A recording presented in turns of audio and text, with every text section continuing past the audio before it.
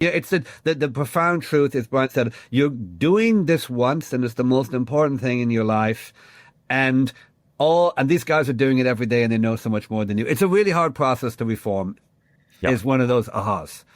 I do want to kind of stick on that. You said your net worth went from X to 100X. I think an element that we chatted about, texted about before, Brian, that not enough people are talking about is actually kind of the package that's in place also for Dylan, which is obviously kind of this kind of $2 billion moonshot like grant, kind of Elon Musk style. And Brian, we were saying that we don't talk enough about CEO comp. Why don't we start with you, Brian, on this, given you're the best person here to speak about it. How do you think about this and how did you analyze that? Yeah, I think CEO comp is pretty broken at the moment. And there's two things that I think are pretty broken about it. The first is just everyone really relies heavily on RSUs. And when I grew up in the industry, I hate to be that guy, I'd be like, I'm back in the old days.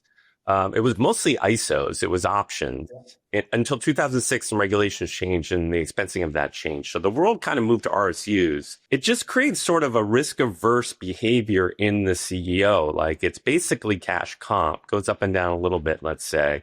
But in ISO, you're swinging for the fences. Like you've got a strong incentive to swing.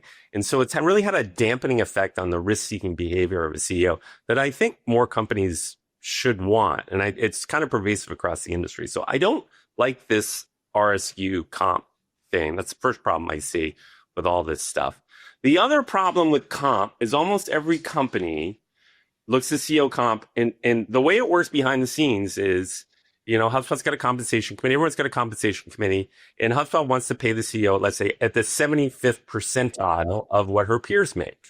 And so we look at 20 different peers of similar sized companies, Atlassian, blah, blah, blah, blah.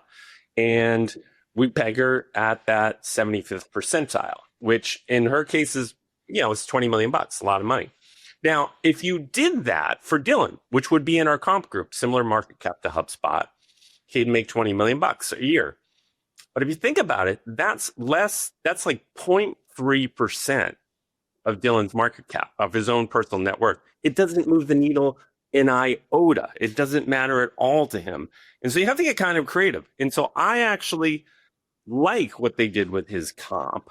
They used PSUs very heavily, not RSUs. And I like the idea of not pegging your comp to your peers, but you kind of have to peg the comp to the net worth. Same thing with Elon Musk. Like if you paid Elon Musk, like Mary Barra makes $29 million a year. You think Elon cares about $29 million a year? So you have to kind of comp it to the CEO's net worth, as opposed to just the peers. So that's what I like about this. But the comment, I broadly agree, especially on the process side. And you're right, the PSU, so Harry, you were going to come in and I'll just save you the trouble. A PSU, basically, an RSU is like an option, but with a zero strike price, so it's guaranteed money. And Brian's right on all the negatives on that. So PSUs, performance stock units, have evolved to effectively make the RSU more like an option. Because what you say is, it's guaranteed money, but only if something happens. And the typical thing that people are pegging it off in the public markets, even though I don't agree and I'll come back to it, is stock price, right? So you're right.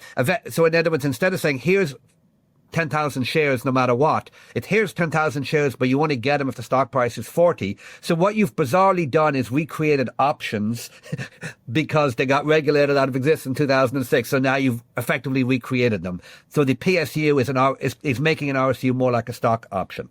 I like that. I know, and in general I do too, but watch this. The problem with the Dylan comp package, I'm going to say it didn't work.